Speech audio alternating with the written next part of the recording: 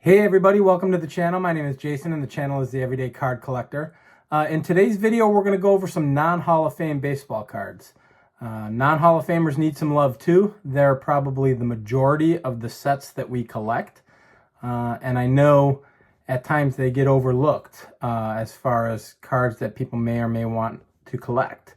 I do know that a lot of set collectors or team collectors obviously are collecting non-Hall of Famers, but it seems like this hobby tends to lean towards the superstars or the Hall of Famers. And I wanted to point out a couple players just in my collection, nothing major, just point out a few that had pretty decent careers, or some of these cards have meaning to me. So the reason that I picked them is because of the meaning behind the card. But I know we can all look at Hall of Famers all day long. We can see that all day long. And I figured I'd make a video of a little bit different ilk, if you will, kind of showing some other cool cards of players who aren't in the Hall of Fame or may have been forgotten about. So some of these players you'll most likely know, but there's a few that, may come in under the radar, if you will. So yeah, we'll get the camera turned around. I jotted some stats down to some of these guys. I'm not the most informational guy when it comes to my videos. I don't tend to educate, but I did want to jot some stats down that we can discuss about some of these players and have a discussion and show some of the cards. So we'll get this turned around and get rolling. So let's get into it.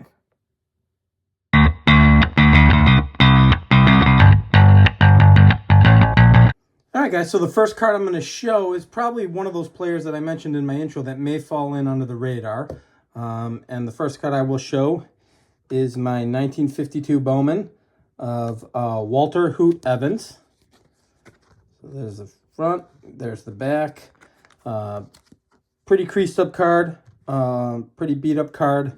Why did I choose this card to show? So that was the card that actually got me into collecting vintage. So in the mid 80s when I was collecting, 84, 85, 86 as a kid, I was ripping all of that mass-produced stuff that was out there, the 84 through 86 tops, and having a blast with it. And my mother came home from work one day, and she had a friend who collected vintage at her work, and he heard I was collecting cards, so he gave her this. So this is my first official vintage card. This is the first one I ever owned, and I'm guessing I was around 13 when I received it. But this particular card has a tremendous amount of meaning to me based on that. And I just remember getting it as a kid thinking to myself, man, that is an old card from 1952. That's way back in the day. And I probably got it in 86. So you kind of look at the timeline from 86 to now, 2024 is a bigger gap than 52 to 86. But back then I thought, man, that is a really old card. But yeah, it has some special meaning to me. He was prominently known for playing with the Detroit Tigers. There's not a whole ton about him. I know he did 3 years of military service, so there was a gap in between his years of play. He was an outfielder. I think he had a lifetime average of 278. So, pretty cool stuff. Nothing too tremendous about him, but just fun and a really important card to me based on the meaning that's behind it. And that's the card that basically got me into collecting vintage. Once I had that card, I was very interested in picking up some of the older cards and learning about them and taking it from there. So that's the first card. Next card, I think most of you people will know this player, Ted Kluszewski. He is prominently known for playing with the Cincinnati Reds.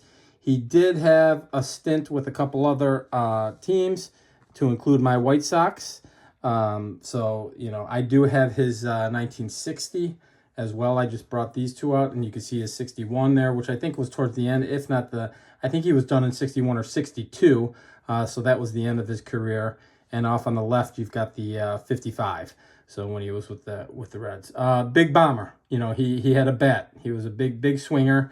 For those who do collect vintage, if you're familiar, the 1957 Ted Kluszewski is an iconic card. One I still need to purchase, but a card of him with his sleeves off because his arms were too big to fit in the uniform. So he's got a sleeveless uniform and he's kind of in his backswing, and it's just a real cool card. But yeah, a first baseman, played for like 14 years. And I think he ended up with a lifetime average of 298. So that's pretty impressive. I did look it up in 1954. He did have 49 home runs, so he was a bomber. There's also another pretty prominent card in the vintage card collecting world where he's on the same card as Ted Williams. So that's a fantastic card as well. So so those are a couple of my Ted Kluszewskis and my Walter Hood Evers. I just got this card, and I showed it recently, but I figured I would show it again. 1954, Ferris Fain. He was a first baseman in this particular card, again, for my White Sox. I got that from Matt, The Card Story. This was one of his gifts to me when we were at the National, and I thought it was fantastic.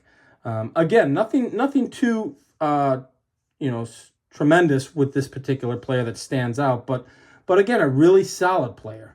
He played first base, again, 290 average. I think he had 3 seasons where he hit over 300, so his lifetime average was 290. I think he's prominently known for playing with the Philadelphia A's, and then he had two years with the White Sox.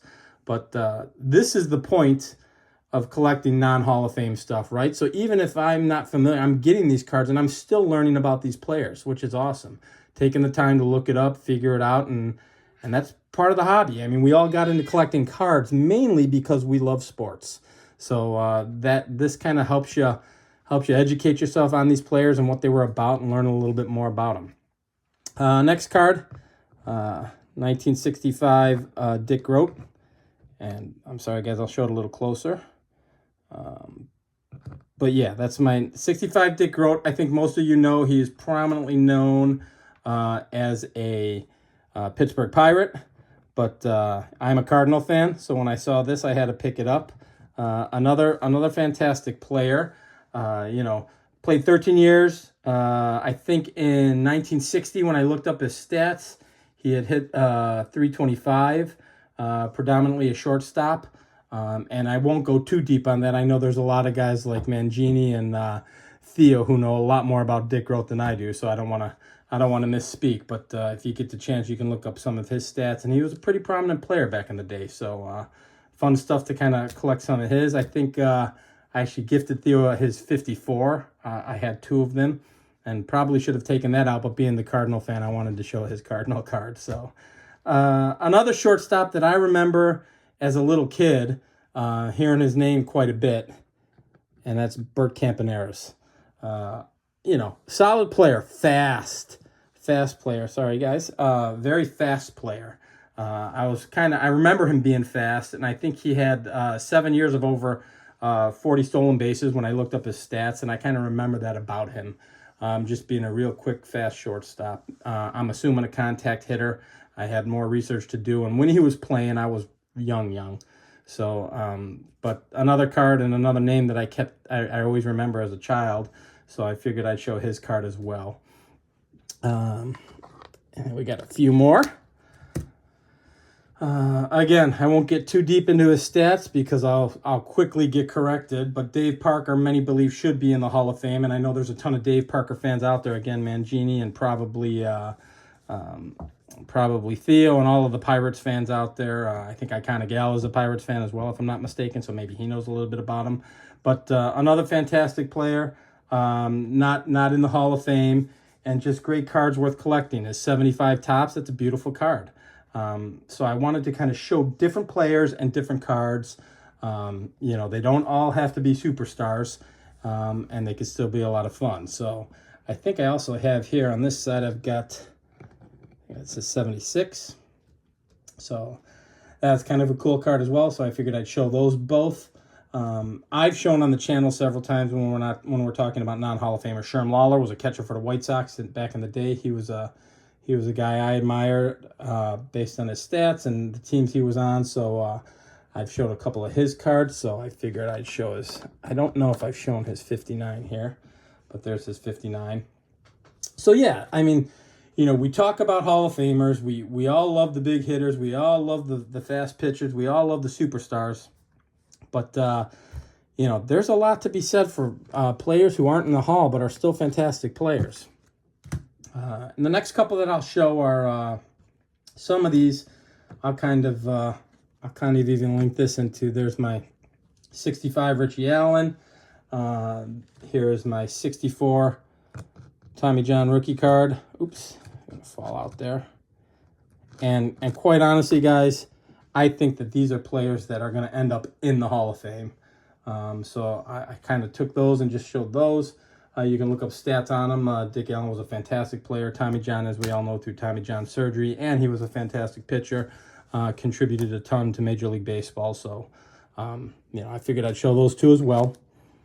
And then I just grabbed a ton of stuff, guys. So I grabbed, here's my Keith Hernandez and my Fred Lynn. Both fantastic players. Keith Hernandez starting with the Cardinals, and I think a lot of people will remember him with the Mets in the 80s. I know Mookie will remember him with the Mets. But, you know, two fantastic players worth looking into if you wanted to start collecting players who don't have to be Hall of Famers or superstars. Moose Skowron was another one. You know, shared a lot of ties here with Chicago, and the White Sox, was an ambassador for the White Sox. You know, known for prominently playing with the Yankees in the 50s with Mickey Mantle and all the boys and Yogi, but another player worth looking into if you wanted to learn something about players that are non-Hall of Famers. And then this was just a name that I remember as a kid, Jose Cardenal. So I figured I'd grab that and show that card as well. Just fun stuff. I think he played like 17 years in baseball, if I'm not mistaken. Had a very long career. I think I looked it up, and he had like 330 or 329 stolen bases. So just a name that I remember. Not so much watching him play, but, you know, a name that I can remember and go, yeah, that's cool. So, yeah, a bunch of cool cards, guys, a bunch of non-Hall of Famers that I figured were worth showing. It's fun to collect in general, and they don't have to be all the big hit cards, right? I mean, yeah, would I love a Hank Aaron rookie card? Yeah, it's just not in my near future. Hopefully someday, but until then, I'll kind of keep collecting these type of cards along with what I can as far as Hall of Famers go, and have an absolute blast with it. It doesn't have to be crazy expensive to have a good time. So that's kind of what I just wanted to show by showing this video and showing some pretty cool cards of some pretty exceptional players. So that's it for now, guys. I hope you enjoyed this. Again, I didn't wow you with stats because I'm not really an informational guy, but I just wanted to show some cool cards. But if you enjoyed this type of content, please feel free to like and subscribe. And until the next video, guys, we'll talk then. Thanks for joining, everybody. Bye-bye.